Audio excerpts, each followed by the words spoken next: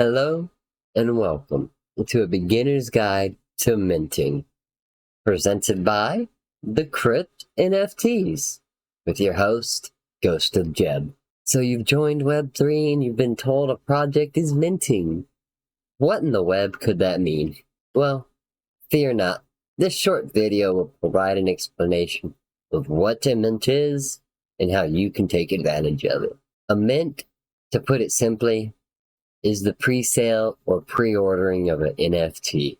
Just like you can pre-order video games and shoes, you can pre-order NFTs and get them at a reduced cost compared to secondary markets. In order to take advantage of a mint, you'll want to go to the project's Discord or main communication platform and grab yourself the official link.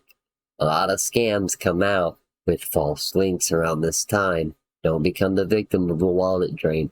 Now, in the Crypt, our links are always in the official links channel. You're going to want to go in and then click on the Crypt, the -crypt.io.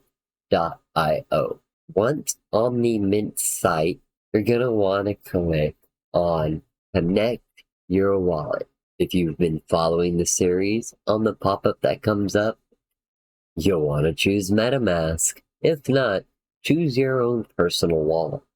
You will be asked to sign a message in order to connect your wallet, confirming the site's permissions and that you know what is going on with the contract.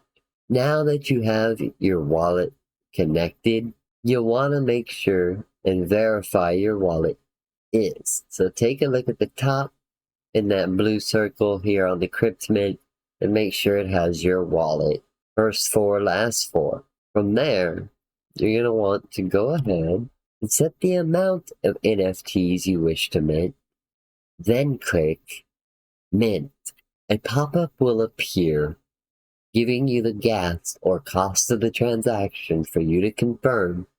Once you have confirmed and the transaction has been completed, you'll receive your new unrevealed NFTs. Never over leverage and buy responsibly.